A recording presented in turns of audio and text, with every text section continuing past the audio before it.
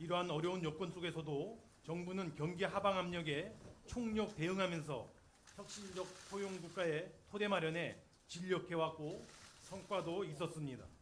제2벤처붐 확산 과정에서 유니콘 기업이 증가하는 등 혁신 분위기 확산과 함께 고용 분배 측면에서도 개선 흐름이 보이면서 민생 여건도 점차 변화하고 있습니다. 그러나 민간 활력이 둔화되고 구조혁신, 지체 등으로 잠재 성장률이 하락 추세를 보이고 있는 점 등은 시급히 보완돼야 할 과제들이라고 사료가 됩니다. 내년도 여건을 보면 긍정적인 기회 요인과 함께 리스크 요인이 함께 공존하고 있습니다.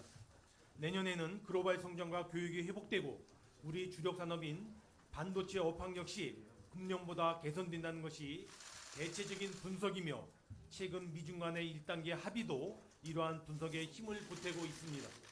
국내적으로도 적극적인 거시 정책과 최근의 경제 심리 개선 흐름 등이 긍정적인 요인으로 작용할 것입니다. 다만 글로벌 불확실성과 국내 건설 투자의 조정 등이 리스크 요인으로 작용할 수 있을 것으로 보여집니다.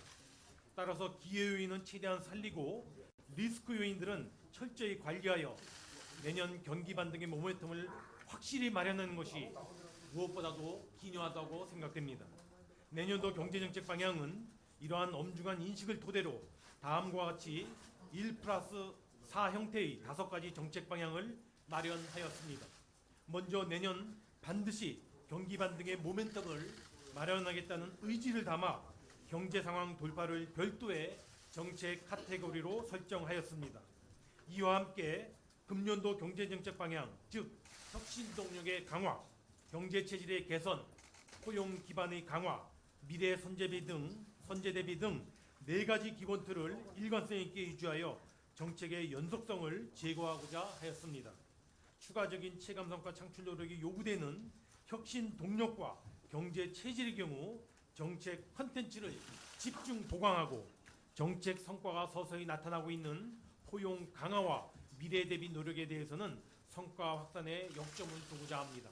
지금부터 내년도 경제정책 방향의 핵심 내용에 대하여 설명드리겠습니다. 먼저 1+4 정책 방향 중 별도 정책 방향으로 제시한 경제 상황의 돌파 부분입니다. 최우선 돌파구는 투자입니다. 투자의 회복 강도가 내년도 경기 반등의 폭을 결정하는 핵심이 될 것입니다. 민간 투자 25조 원, 민자 투자 15조 원, 공공투자 60조 원 등 3대 분야에서 총 100조 원 규모의 투자 프로젝트를 적극 발굴 집행하는 등 민간과 공공 부문의 투자 여력을 총동원하도록 하겠습니다. 또한 최저 1%대의 파격적인 금리에 4조 5천억 원 규모의 설비 투자 촉진 금융 프로그램을 신설하고 투자 촉진 세제 3종 세트를 본격적으로 가동하는 등 민간 투자 촉진을 전방위적으로 뒷받침해 나가겠습니다. 또한 내년도에 해외에서 국내로 돌아오는 유턴 기업이 역대 최고 수준이 되도록 각별히 추진해 나가고자 합니다. 이를 위하여 수도권을 포함한 전국 산업단지 내 중소, 중견 유턴 기업 전용의 임대단지를 조성하는 등 유턴 기업 유치 촉진 방안을 내년 상반기 중으로 발표하고 시행해 나가고자 합니다. 최근 소비 심리가 개선 흐름을 보이고 있는 만큼 국내 소비, 관광 중심의 내수 진작에도 최대한 역점을 두겠습니다. 10년 이후 노후차를 신차로 교체 시에 개별 소비세를 70% 인하하고 코리아 세일 페스타의 붐업을 위하여 해당 기한 중 하루를 지정하여 부가가치세를 환급하는 방안도 검토하겠습니다. 관광 분야에서는 우리의 강점을 적극 활용하여 방한 관광객 2천만 명 시대를 열겠습니다. 해외에서 호응이 높은 K-컨텐츠, K-뷰티, K-푸드 등 소위 3K 산업 육성과 함께 이들 3K를 연계한 K-컬처 페스티벌도 년 2회 개최하도록 하고 비자의 편의 제공, 항공 숙박 바우처의 제공 등을 통하여 방한 관광객의 한국 재방문도 적극적으로 유도해 나가겠습니다. 건설 투자의 경우 금년에 이어 내년에도 조정 국면이 예상됩니다. 이에 안전투자 중심의 23조 2천억 규모의 SOC 투자, 그리고 10조 5천억 규모의 생활 SOC 투자, 그리고 도시재생사업 투자 등을 신속하게 추진하고 주거복지 로드맵상에 105만 2천 호의 105만 2천호 계획의 일부를 앞당겨 진행하는 등 정부 차원의 마중물 노력을 최대한 기울여 나가도록 하겠습니다. 세계 수출 규모 6위 국가의 위상을 지켜내기 위한 수출 총력 지원도 보다 강화해 나가겠습니다. 13대 주력 수출 품목과 3대 시장에 대한 맞춤형 대책을 마련하고 수출금융 지원 규모도 금년보다 약 24조 원 정도가 증가한 241조 원 수준으로 대폭 확대하겠습니다. 이와 함께 글로벌 바이오헬스 펀드 1,000억 원 신규 조성 등 서비스 수출을 보다 활성화해 나가고 아울러 신남방 정책에 대한 고도화, 신북방 정책에 대한 성과 확산 등 대외 진출 전략도 적극적으로 모색해 나가겠습니다. 민생에 직결되는 지역경제 활력을 위한 노력도 결코 소홀히 할 수 없습니다. 지방 중소벤처기업의 전용 펀드를 1,000억 원 추가 조성하고 국가균형발전 프로젝트도 내년부터 본격적으로 착수되도록 하겠습니다. 아울러 이와 같은 국가균형발전 프로젝트의 일부는 지역 도급을 의무화하는 등 지역의 혁신 창업과 지역경제의 활력 제고를 정부가 적극적으로 돕겠습니다. 아울러 거시경제의 안정적 관리를 위하여 부동산, 가계부채, 외환금융, 통상, 기업 구조조정 등 소위 우리 경제의 5대 리스크 요인들을 철저히 그리고 안정적으로 관리 대응해 나가도록 하겠습니다. 다음은 4대 정책 방향 중에 첫 번째인 혁신동력 강화입니다. 성장 잠재력을 확충하고 잠재 성장 규모 자체를 끌어올릴 수 있도록 혁신동력 강화 노력을 가일층 강화하겠습니다. 먼저 제2의 반도체 산업 발굴을 위하여 신산업의 핵심 인프라인 데이터, 네트워크, AI 등 소위 DNA와 시스템 반도체, 바이오, 미래차 등 소위 신산업 빅3에 대한 투자를 대폭 확대해 나가겠습니다. 특히 데이터 3법 개정과 연계하여 데이터 경제를 내년 본격 확산하고 과감하고도 선제적인 5G 투자는 물론 이와 같은 5G와 산업과의 결합을 의미하는 5G 플러스 전략을 적극 촉진하는 한편 AI 산업도 집중적으로 육성해 나가겠습니다. 주력 산업의 경우 금년에 마련한 제조업 르네상스 전략을 토대로 하여 제조업의 스마트화와 융복합화를 본격적으로 실행해 나가겠습니다. 특히 소재, 부품, 장비 산업의 경우 핵심 기술에 대하여 3년간 5조 원을 집중 투자하여 이와 같은 소부장 산업의 경쟁력을 획기적으로 강화해 나가겠습니다. 서비스 산업도 일자리 창출과 성장 동력의 중요한 축으로서 내년 본격적으로 육성 발전시켜 나가고자 합니다.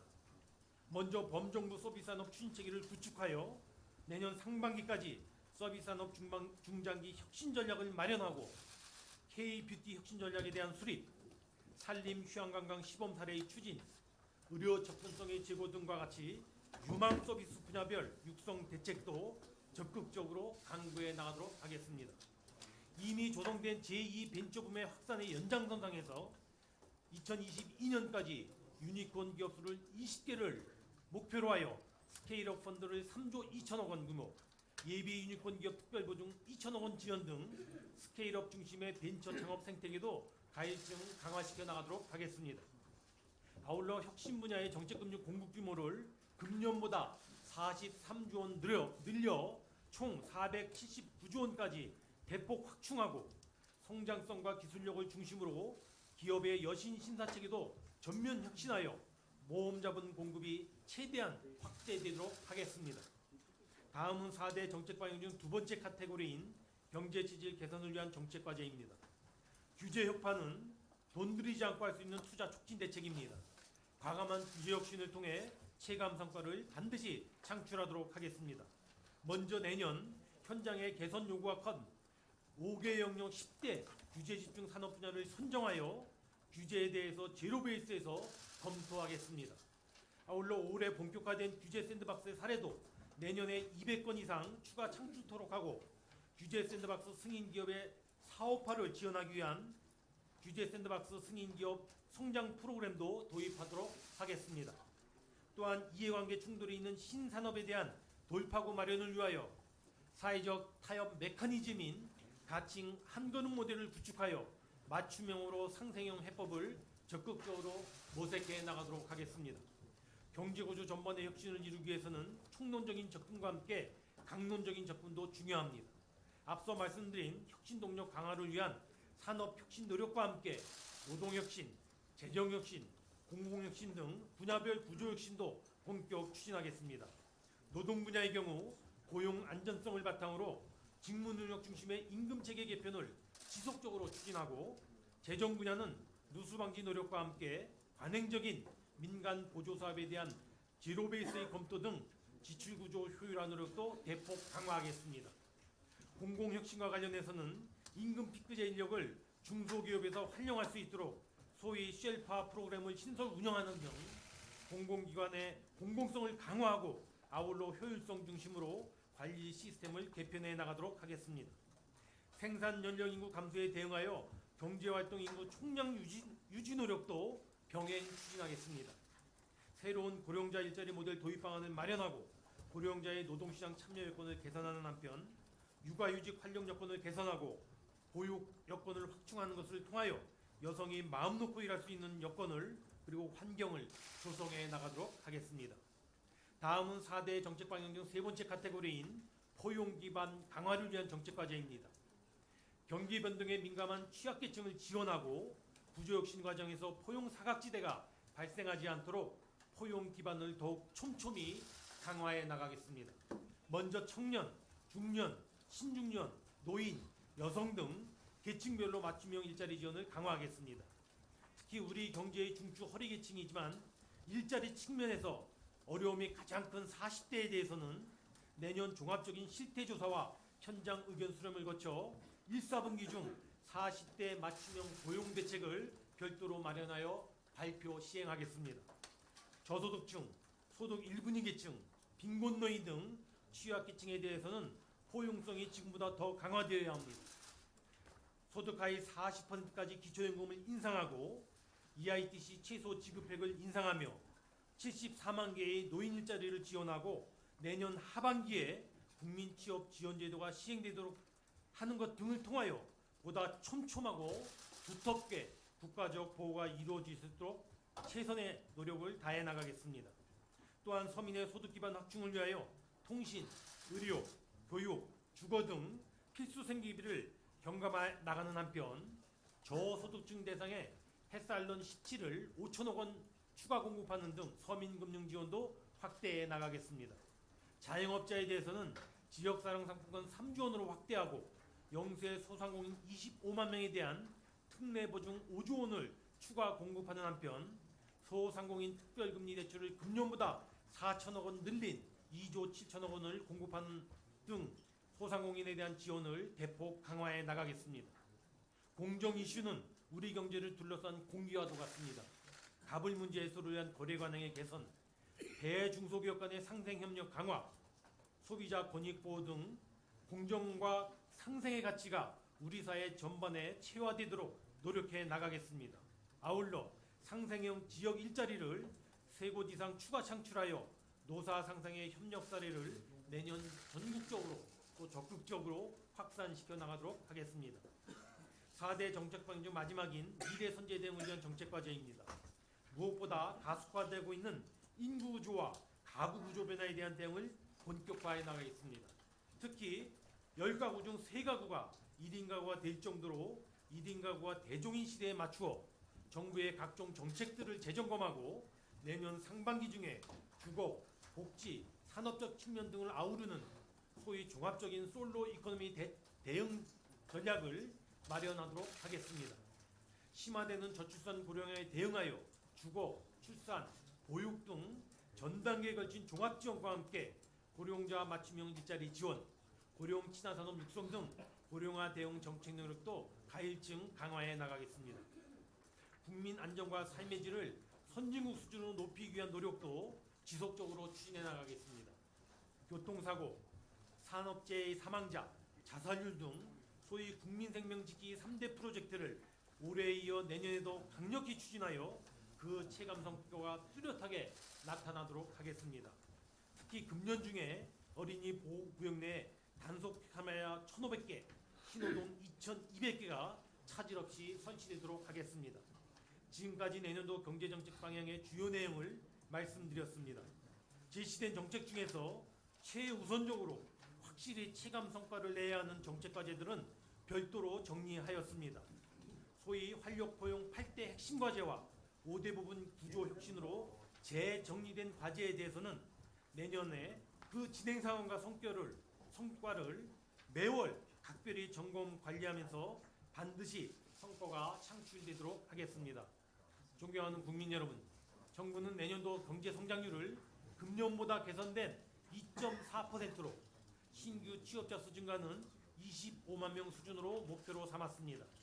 내년도 경제 여건을 보면 불확실성과 리스크 요인도 있지만 기회 요인도 분명하게 존재합니다. 정부는 세계 경제의 회복 흐름 등 기회 요인을 최대한 활용하여 반드시 내년 경기 반등의 모멘텀을 만들어내고 성장 목표 지점을 달성하고자 노력해 나가겠습니다. 아울러 우리 경제의 체질을 바꾸고 생산성을 높여서 잠재 성장률 자체를 끌어올리기 위한 토대도 확실하게 구축해 나가도록 진력하겠습니다. 국민 여러분께서도 정부의 의지에 확신을 갖고 우리 경제의 반등과 도약에 힘을 모아주실 것을 요청드립니다. 올 한 해 현장에서는 어렵다는 국민의 목소리가 컸습니다. 그러나 내년 2022년은 나아졌다, 달라졌다는 이야기가 현장에 가득 찰 수 있는 그런 해도 만들도록 최선의 노력을 다해 나가겠습니다. 정부 경제팀 최선을 다해 총력을 기울이며 진력해 나가겠습니다. 감사합니다.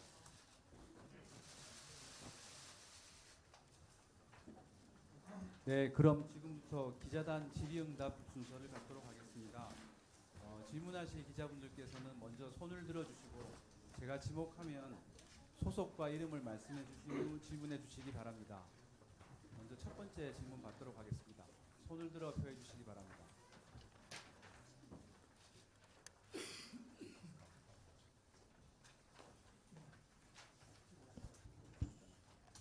네, 안녕하세요. 아시아경제 장세희입니다. 부총리님, 내년 경제 성장률 전망을 2.4%로 했는데 이제 당초보다 0.4% 늘어난 거라고 보거든요. 근데 지금 외부에서는 2.4% 이제 달성하기가 조금 어렵다라는 그런 우려의 목소리가 많은데 이 같은 전망을 한 그런 이유가 궁금합니다.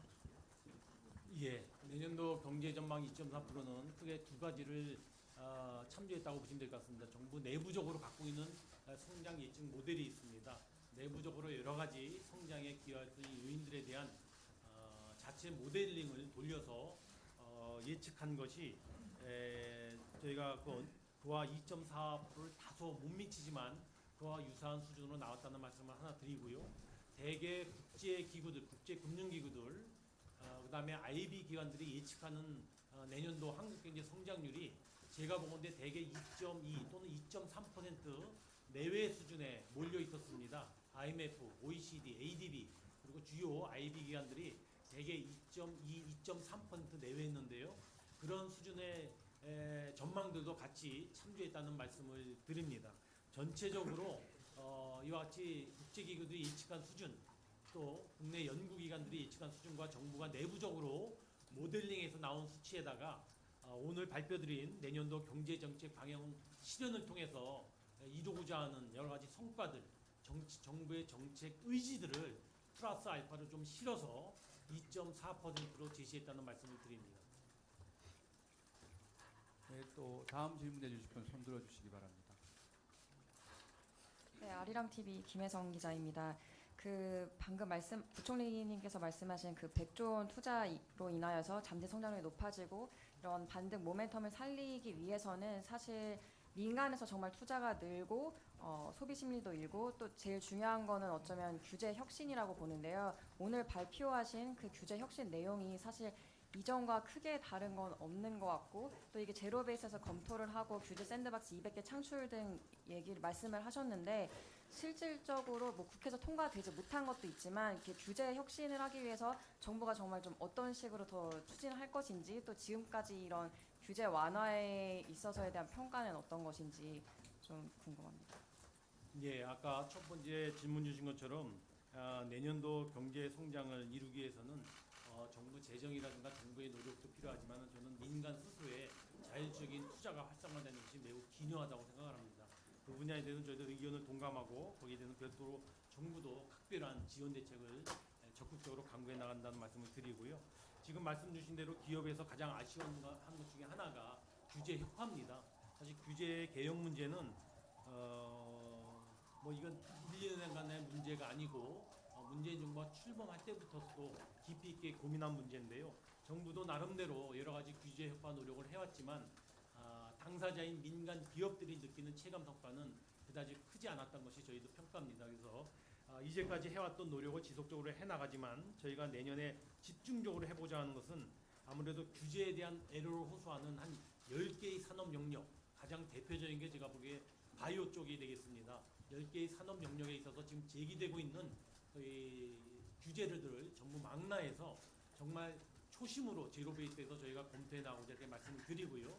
사실 규제 샌드박스 같은 경우는 신산업 분야에서 굉장히 유용한 장치이고 금년도에 저희가 새로 신규로 도입한 영역입니다.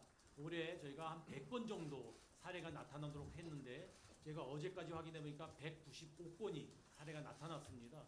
내년도에 이와 같은 규제 샌드박스 사례가 본격적으로 적용될 수 있도록 하고 아울러서 규제 샌드박스로서 승인을 받은 기업들이 승인받은 이후에 헤쳐나가기 위한 그런 사후적인 관리 노력도 내년도에 각별하게 기울여 나가고자 합니다. 하나 더 말씀을 드린다면은 금년도에 타다 논쟁과 같이 신사업 분야에 있어서도 여러 가지 규제 또는 어떻게 보면은 규정의 사각지대 때문에 활성화되는 게 제약이 있었는데요.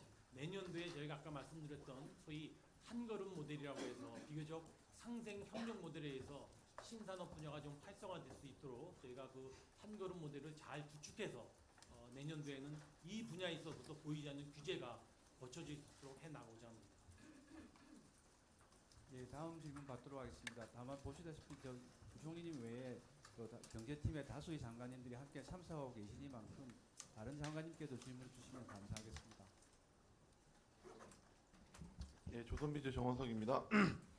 그 정부 계획을 보면 상반기 재정 집행률을 62%까지 끌어올리겠다고 하셨는데 그 상반기에 재정 집행을 많이 하시다 보면 당연히 하반기에 재정 집행 여력이 충분할지에 대한 좀 의구심이 좀 생길 수밖에 없을 것 같습니다. 그래서 시장에서는 상반기에 조기 집행을 많이 하고 하반기에 추경을 하는 지난 몇 년 동안의 패턴이 내년에도 반복되지 않을까 뭐 이런 관측들이 나오는데 여기에 대해서 어떻게 생각하고 계신지 구상하고 계신지 말씀을 좀 부탁드리겠습니다. 예, 다른 장관님 답변 주시는데 또 이 재정이라 제가 답변을 드리겠습니다. 내년도에 상반기에 62% 정도로 조기 집행했다는 것은 아마 역대 가장 높은 수준이 아닐까 싶습니다. 정부로서는 내년도에 상반기에 경기 반등의 모멘텀이 만들어지도록 지금 말씀드린 대로 재정을 조기 집행하는 데 역점을 둘 것입니다. 말씀드린 취지는 재정을 조기 집행하다 보면 하반기에 재정 집행에 대한 자금 여력이 떨어지는 게 아니냐는 말씀을 주셨는데요. 지금으로서는 전혀 뭐 추경에 대해서 지금 당년도가 오지도 않았는데 거기에 대해서는 언급할 사안도 전혀 아니고 뭐 생각한 바도 없습니다. 다만 제가 말씀드릴 수 있는 것은 지금도 4, 4분기에 대해서 저희가 이불용을 최소화하려고 노력하는데요. 저는 내년 하반기에도 정부가 사업을 집행하면서 혹시 여러 가지 걸림돌과 애로로 이불용 되는 규모가 적지 않습니다. 내년도에도 저희는 하반기에 이불용 나는 규모만 제대로 집행되게 하더라도 지금 지적하신 것 같은 그런 추경 효과가 날 수 있기 때문에 올해 지금 4, 4분기에도 이불용을 최소화하기 위해서 노력하는 것처럼 내년 하반기에도 저희가 상반기부터 하반기에 이불용이 나타나지 않도록 좀 촘촘하게 집행 점검을 해나갈 계획이라는 점을 말씀을 드립니다. 예, 다음 질문 받도록 하겠습니다. 네, 안녕하세요. 이데일리 조혜영이라고 하는데요. 그 1인 가구 종합대책 만들겠다는 내용이 이번에 좀 새롭게 포함이 된 것 같은데 그 1인 가구 급증 문제가 좀 꾸준히 제기된 거를 좀 고려하면 좀 늦은 감도 있다라고 느껴지고요. 지금 이번에 정책으로 주요하게 나온 게 그 소형주택 공급 확대인데 그 전체적인 내용 보면은 그 외 사회복지나 산업 측면에서 좀 구체적으로 어떤 거를 구상하고 계신지 좀 여쭙고 싶고요. 그다음에 그 전체적인 정책 방향성과 관련해서 사실 1인 가구가 증가하고 있으니까 정책이 필요한 부분이 있긴 한데 지금 생산 가능 인구 감소하는 상황에서 좀 마냥 지원책을 내기는 또 어렵다고도 생각이 되는데 좀 정책 방점을 어디에 찍으실지 좀 여쭙고 싶습니다. 예, 그 1인 가구에 걸맞게 주택 공급의 변화에 대해서는 우리 국토부 장관님께서 조금 더 추가적으로 말씀을 좀 주시면 좋겠고요. 지금 우리 경제 10가구 중에 3가구가 1인 가구입니다. 그래서 1인 가구에 대해서는 그 이전에도 조금씩 문제가 와서 정부가 이에 대한 대책을 어떻게 보면은 부분적으로는 해왔는데요. 이번에 저희가 1인 가구와 중심 가구가 돼 갈 것이다라는 전제하에 첫째는 여러 가지 정부 각 부분의 정책이 1인 가구에 맞게 저는 정책이 첫째 변화돼야 될 거로 생각이 됩니다. 주거 정책을 포함해서 복지 정책이라든가 여러 가지 지원 정책들이 바뀌어야 되기 때문에 여기에 대해서는 각 부처가 다 참여를 해야 될 것 같고요. 두 번째는 1인 가구가 중점이 되기 때문에 1인 가구에 대한 새로운 추가 정책을 발굴하는 것도 굉장히 중요할 거로 생각이 됩니다. 그래서 이번에 1인 가구 증가에 따른 종합적인 대응 전략을 저희가 가능한 한 상반기에 발표할 수 있도록 준비 작업을 하고자 하고요. 어떻게 보면 상당 부분은 기초적인 점검 작업은 돼 있는 상태로 보시면 되겠습니다. 그래서 조금 더 디벨롭 시켜서 내년 상반기에 발표할 수 있도록 그렇게 하겠습니다. 혹시 예시적으로 저는 주거 정책 같은 경우가 가장 대표적으로 1인 가구에 맞게끔 소형 임대주택이라든가 소형 주택을 공급하고 있는데요. 우리 국토부 장관님 한 말씀 좀 정책 방향을 주시면. 1인 가구는 미래의 1인 가구 시대가 될 것이다라는 것이 아니라 이미 1인 가구 시대가 1인 가구가 다수인 그런 시대에 우리가 들어와 있습니다. 그래서 분양주택에 있어서도 소형 평수의 비중을 상대적으로 감안해서 늘리도록 한다든지 하는 것이 한 축이 있겠고, 임대주택에 있어서도 1인 가구에 맞는 임대주택 공급들을 활성화하는 것도 한편에는 1인 가구 시대가 되면서 공유형 주택에 대한 소유가 좀 있습니다. 그러니까 다시 말씀드리면 방이나 거실은 있지만 세탁실이라든가 그다음에 커뮤니티 공간이라든가 이런 것들을 공동으로 이용하는 그런 공유형 주택에 대한 요구가 있습니다. 이것들을 반영을 해서 사회주택이라든가 또 우리가 제공하는 임대주택에 있어서 이런 공유형 모델들을 적극적으로 마련해 나갈 계획입니다. 네, 당초 브리핑 시간을 2시까지 잡았는데요. 추가적인 질문 마지막으로 하나 정도 더 있으면 받도록 하겠습니다. 네, 안녕하세요. 한국경제TV 지수희라고 합니다. 이재갑 고용부 장관님께 질문 드리겠는데요. 대통령께서도 40대 고용 참사에 대해서 대책을 내놓으라고 하셨는데 이번에 좀 대책이 구체적으로 나오지 않은 것 같은데 내년도에 좀 계획이 구체적으로 어떤 게 있으신지 좀 질문 드리겠습니다. 이번 내년도 경제 정책 방향에는 저희가 아마 내용은 부족했습니다만 일자리 미스매치 해소하고 40대에 대한 고용근로 인센티브 확대하는 방안을 담았습니다.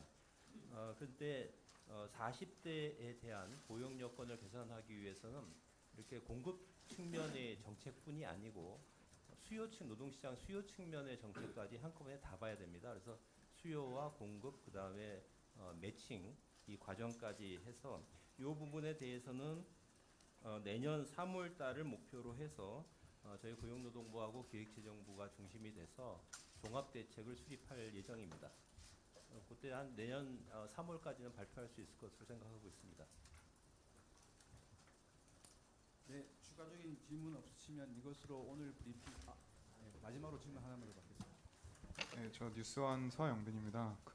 얼마 전에 소주성 특위에서 그 국제 컨퍼런스를 했었는데 그때 OECD에서도 포용 성장에서 제일 중요한 거는 직업 재훈련이다 이런 얘기를 했었는데 그런 점에서 내년도 예산안 발표를 할 때 이제 적극적 노동시장 정책에 앞으로 방점을 찍겠다 이런 얘기도 있었는데요. 근데 이번 경방에는 그 내용이 다 빠진 것 같아서 혹시 그거 관련해서 추가로 생각하시는 게 있는지 궁금합니다.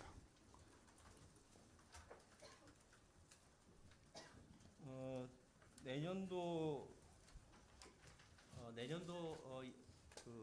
예산에 보면 내년도 저희 정부에서 하고자 하는 직업력 개발 정책 방향이 잡혀 있습니다. 직업력 개발 예산은 내년도에 한 14% 정도 예산 증액이 되어 있는 상태고요. 그만큼 거기에 많은 재원을 투자를 하겠다라는 얘기고 가장 크게 바뀌는 것이 내일 배움 카드가 이제까지는 구직자와 실업자 두 개로 구분돼서 운영되어 왔었습니다. 그래서 이것을 국민 내일 배움 카드로 해서 하나의 계좌로 통합한다라는 것이 가장 큰 변화입니다. 이렇게 통합하게 되면 국민들의 경우에는 자기의 일하고 있는지 아니면은 과거의 체제 하에서는 가장 큰 문제가 뭐냐면 사업장에 매여 있지 않으신 비정규직분들이 가장 소외되는 문제가 있었습니다. 이제 그분들이 모두 다 직업 능력 개발에 혜택을 받을 수가 있고 평생 직업 능력 개발 체제에 다가간다라는 말씀을 드리는 것이고요. 두 번째로는 직업 능력 개발 과정 자체가 기업 수요나 산업 수요에 맞춤형으로 이루어져야 됩니다. 그래서 그런 측면을 더 강화하기 위해서 기업 산업 맞춤형 직업 능력 개발 사업을 내년에 신규 사업으로 새로이 편성을 하였습니다. 그런 것들이 큰 변화라고 이렇게 말씀드리겠습니다. 네, 감사합니다. 그럼 이것으로 오늘 제가 내년도 경제는 잠깐 아주 작은 건데 아까 제가 공유 공간을 열거하면서 세탁실하고 커뮤니티 공간을 얘기했는데 플러스 부엌과 식당도 써주십시오. 생각이 안 나서 까먹었어요. 네, 감사합니다. 그럼 오늘 이것으로 내년도 경제정책 방향에 대한 관계부처 합동 브리핑을 모두 마치도록 하겠습니다.